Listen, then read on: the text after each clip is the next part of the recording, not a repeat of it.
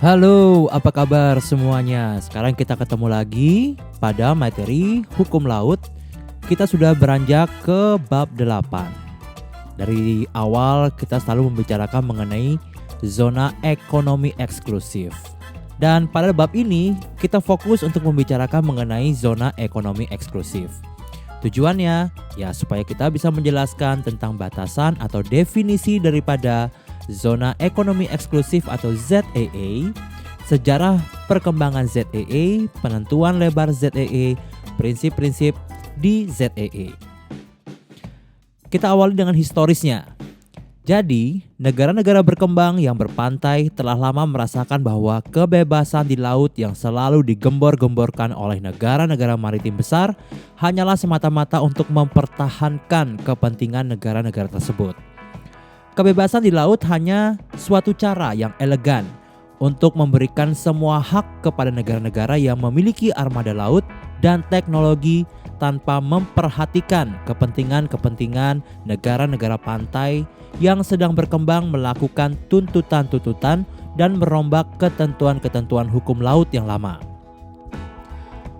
Bila selama ini dengan dalih kebebasan di laut, kapal-kapal penangkap ikan negara-negara maritim besar mengarungi semua lautan dan samudera melakukan kegiatan-kegiatannya di laut-laut dekat perairan nasional negara-negara pantai.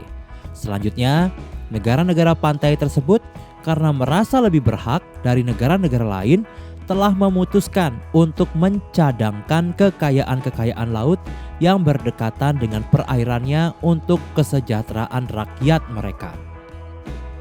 Dorongan negara-negara berkembang yang berpantai untuk dapat memenuhi kebutuhan masyarakatnya telah diwujudkan oleh negara-negara tersebut dalam berbagai pernyataan sepihak, baik dalam pelebaran laut wilayah maupun dalam bentuk penguasaan zona-zona laut lainnya. Demikianlah konsepsi zona ekonomi eksklusif merupakan manifestasi dari usaha-usaha negara-negara pantai untuk melakukan pengawasan dan penguasaan terhadap segala macam bentuk sumber kekayaan yang terdapat di zona laut yang terletak di luar dan berbatasan dengan laut wilayahnya. Konsepsi kedaulatan atas sumber kekayaan laut di luar laut wilayah ini pada mulanya berkembang di negara-negara Amerika Latin. Deklarasi Montevideo tanggal 8 Mei 1970 mulai berisikan prinsip untuk meluaskan kedaulatan negara-negara penandatangan atau hak-hak yurisdiksi eksklusif mereka atas zona yang berbatasan dengan pantai, dasar laut, dan lapisan tanah di bawahnya sampai pada jarak 200 mil. Tuntutan ini didasarkan atas keharusan mengeksploitasi sumber-sumber laut agar dapat menjamin kelangsungan hidup rakyat negara-negara tersebut. Deklarasi kedua yang dilahirkan oleh konferensi di Lima tanggal 8 Agustus 1970 juga berisikan konsepsi yang sama, yaitu hak bagi tiap-tiap negara pantai untuk menetapkan kedaulatannya atas zona laut di luar laut wilayah yang didasarkan atas berbagai kepentingan baik biologis, geografis, geologis maupun keharusan eksploitasi. Deklarasi berikutnya adalah Deklarasi San Domingo yang diterima tanggal 7 Juni 1972 oleh Konferensi Menteri-Menteri Kawasan Karibia. Konferensi tersebut telah meletakkan prinsip-prinsip yang lebih jelas lagi, mulai dari laut wilayah, zona ekonomi, landas kontinen, sampai pada dasar laut dan laut lepas. Juga diletakkan prinsip-prinsip kerjasama regional dan masalah-masalah mengenai pencemaran laut. Terhadap berbagai tema inilah, Konferensi PBB ketiga tentang hukum laut yang diselenggarakan di Caracas beberapa waktu kemudian bertugas merumuskan berbagai macam prinsip.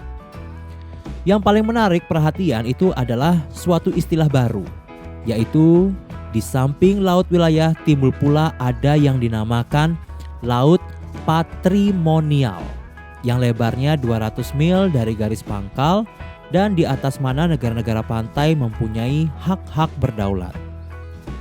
Perluasan yurisdiksi negara-negara pantai ini terhadap zona laut di luar wilayah juga berkembang di Afrika.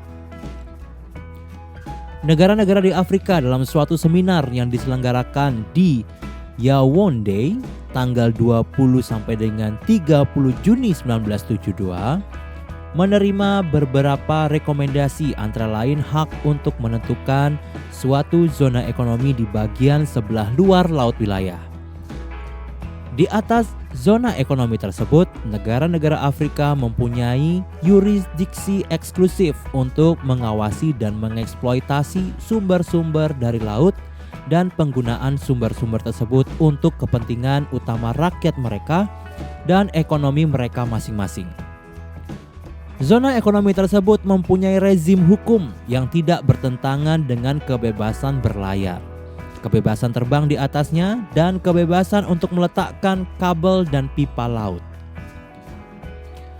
Naskah rekomendasi tersebut ini juga menerima suatu formulasi khusus mengenai eksploitasi sumber-sumber biologis di zona ekonomi. Eksploitasi tersebut pada hakikatnya harus terbuka kepada semua negara Afrika, apakah berpantai atau tidak. Hak-hak negara-negara Afrika di luar negara-negara pantai harus dirumuskan dalam perjanjian-perjanjian bilateral, regional, ataupun multilateral. Mengenai lebarnya zona ekonomi tidak dijelaskan oleh rekomendasi Yaounde, hanya menyatakan bahwa lebar tersebut ditetapkan dalam mil laut berdasarkan konsiderasi-konsiderasi regional dengan mempertimbangkan juga kepentingan negara-negara tak berpantai dan sumber-sumber kawasan tersebut. Seminar Yaounde juga menerima rekomendasi supaya negara-negara Afrika mempertahankan prinsip perluasan kedaulatan atas semua sumber laut lepas yang berbatasan dengan laut wilayah mereka pada konferensi hukum laut. Selanjutnya, konferensi OAU tingkat menteri di Addis Abeba dari tanggal 17 sampai dengan 24 Mei 1973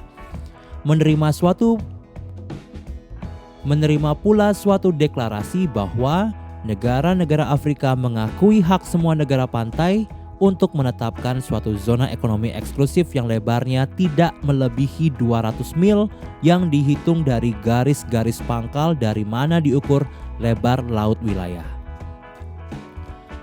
Rezim hukum zona ekonomi tersebut didefinisikan sebagai suatu kedaulatan permanen atas semua sumber biologis dan mineral milik negara-negara pantai. Walaupun dipakainya istilah kedaulatan permanen, itu hanya berarti hak-hak berdaulat atas sumber-sumber biologis. Juga pernyataan tersebut menjelaskan bahwa eksploitasi atas zona tersebut tidak akan mengganggu penggunaan laut secara sah, yang berarti pengakuan yang tetap terhadap pelayaran, penerbangan, dan pemasangan kabel dan pipa laut di zona laut tersebut. Jadi bukanlah tuntutan terhadap kedaulatan itu sendiri, tetapi tuntutan hak-hak berdaulat saja atas sumber-sumber zona laut. Akhirnya, konferensi Dewan Menteri tersebut memberikan hak kepada negara-negara tak berpantai dan kepada negara-negara yang secara geografis tidak beruntung atau geographically disadvantaged states. Jadi untuk ikut serta dalam eksploitasi sumber-sumber biologis dari zona ekonomi yang berdekatan seperti terhadap negara-negara pantai lainnya.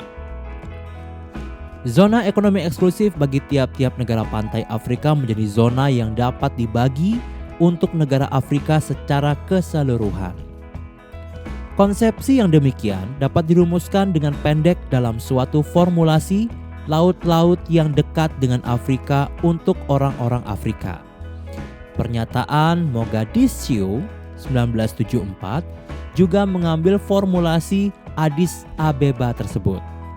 Demikianlah di United States Seabed Committee diajukan beberapa draft mengenai zona ekonomi eksklusif yang tidak banyak bedanya dengan prinsip laut patrimonial yang terdapat dalam deklarasi San Domingo yang diterima tanggal 7 Juni 1972 dan proyek 15 negara Afrika di bulan Juli tahun 1973.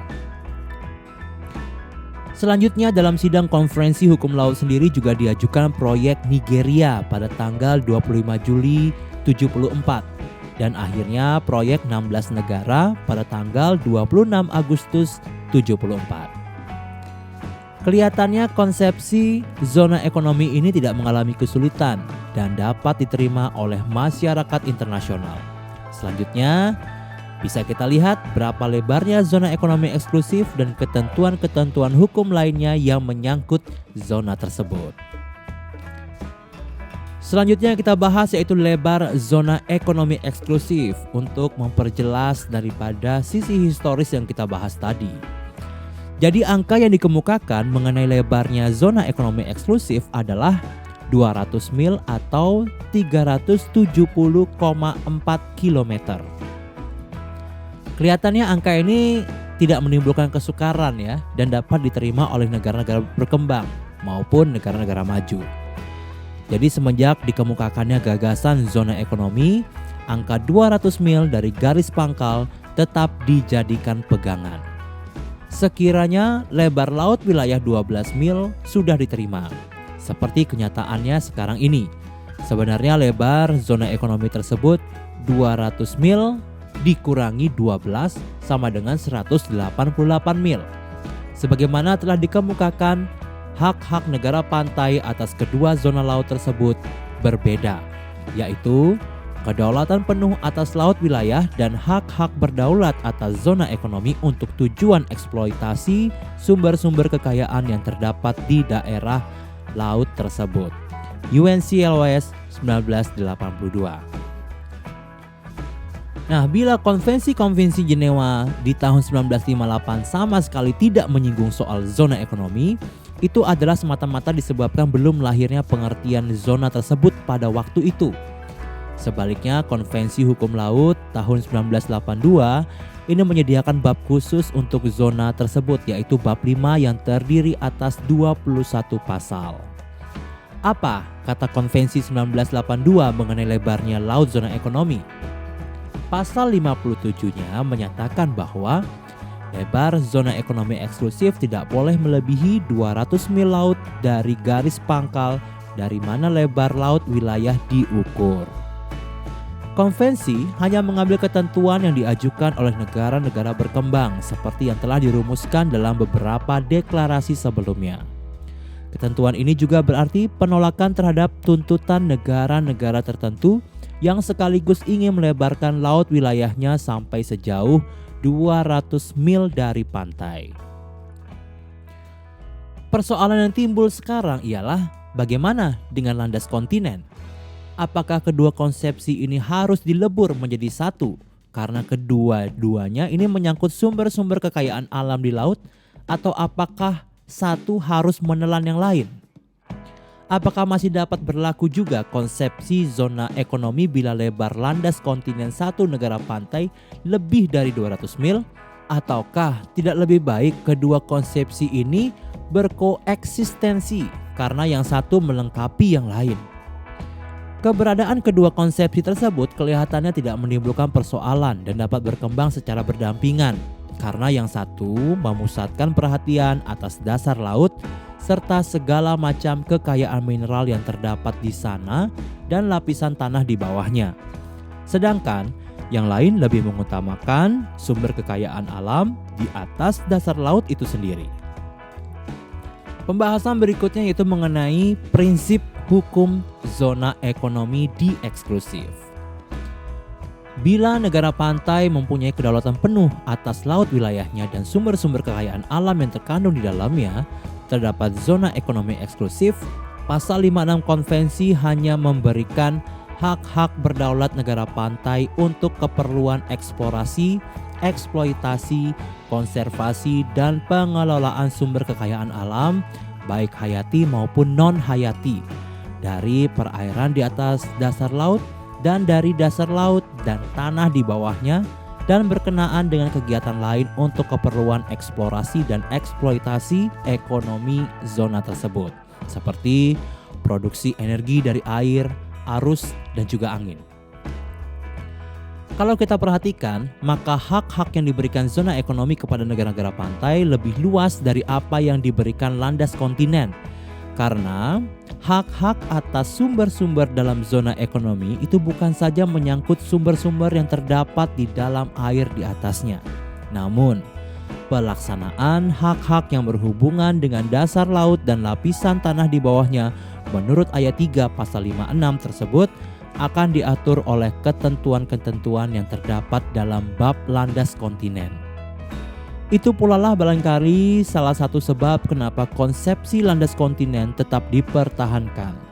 Karena ia berisi ketentuan-ketentuan yang mengatur segala sesuatunya yang berhubungan dengan dasar laut dan lapisan tanah di bawahnya.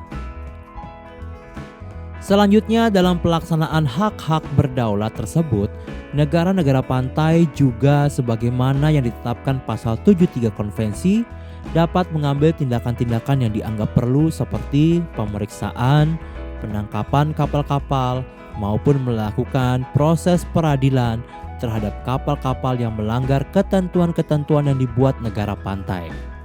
Dengan demikian, hak-hak berdaulat negara pantai tadi tidak hanya sekedar hak saja, tetapi juga dilengkapi dengan ketentuan-ketentuan hukum untuk menjamin pelaksanaan hak-hak tersebut.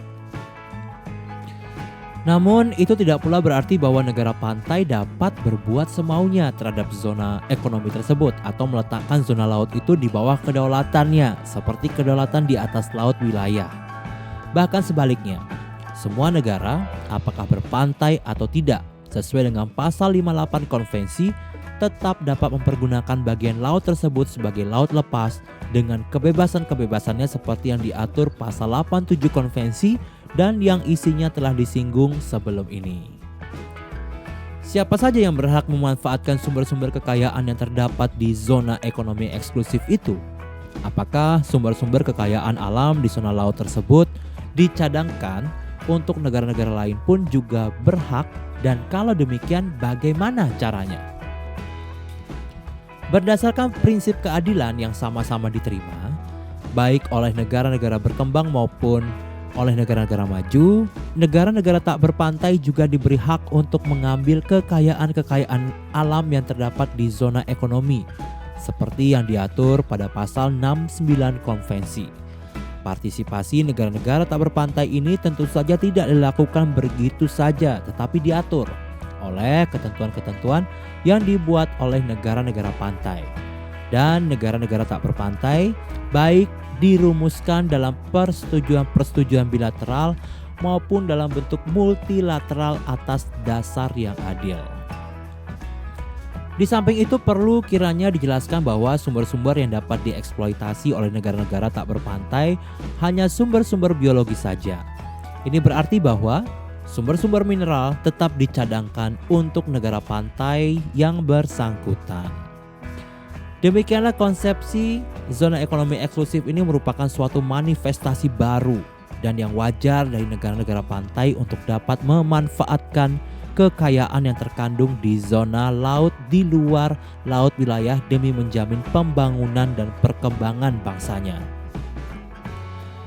Sepanjang yang menyangkut Indonesia, ini telah mengeluarkan undang-undang mengenai zona ekonomi eksklusif, yaitu Undang-Undang Nomor 5 Tahun 1983 dan yang dilengkapi dengan Peraturan Pemerintah Nomor 15 Tahun 1984 tentang pengelolaan sumber daya hayati laut di zona ekonomi eksklusif di Indonesia. Walaupun kita mempunyai undang-undang mengenai zona ekonomi eksklusif Indonesia dan yang dilengkapi pula oleh peraturan pemerintah bagi pelaksanaannya, namun karena keterbatasan dalam permodalan, teknologi, dan sumber daya manusia yang terampil, sekarang ini masih sedikit hasil yang dapat dimanfaatkan Indonesia dari zona ekonomi eksklusifnya. Baiklah, dari semua tadi materi yang sudah Anda dengarkan, akhirnya kita dapatkan suatu rangkuman, yaitu bila negara pantai mempunyai kedaulatan penuh atas laut wilayahnya dan sumber-sumber kekayaan alam yang terkandung di dalamnya terhadap zona ekonomi eksklusif, Pasal 56 UNCLOS 1982 hanya memberikan hak-hak berdaulat negara pantai untuk keperluan eksplorasi, eksploitasi, konservasi, dan pengelolaan sumber kekayaan alam baik hayati maupun non-hayati dari perairan di atas dasar laut dan dari dasar laut dan tanah di bawahnya, dan berkenaan dengan kegiatan lain untuk keperluan eksplorasi dan eksploitasi ekonomi zona tersebut, seperti produksi energi dari air, arus, dan angin. Pada ZEE, pengertian eksklusif dimaksudkan pengelolaan sumber daya alam di ZEE hanya pada negara pantai yang telah mengklaim. Selain itu juga diberikan kepada negara lain yang telah mempunyai perjanjian pengelolaan dengan negara pantai. Baiklah, demikian dulu materi kita mengenai zona ekonomi eksklusif. Untuk memperdalam materi ini, silakan Anda menjawab 2 latihan yang saya berikan. Yang pertama yaitu apakah yang dimaksud dengan hak berdaulat dalam pasal 56 UNCLOS 1982. Silakan Anda jelaskan. Kemudian yang kedua, apakah yang dimaksud dengan eksklusif dalam zona ekonomi eksklusif? Nah, silakan juga Anda jelaskan. Baiklah, demikian dulu pertemuan kita untuk hari ini, dan kita akan berlanjut lagi nanti minggu depan pada pembahasan yang selanjutnya, dan yang kita bahas itu adalah landas kontinen untuk bab yang selanjutnya. Baiklah, sampai ketemu dulu. Jangan lupa untuk like, subscribe, dan juga bunyikan lonceng. Sampai jumpa.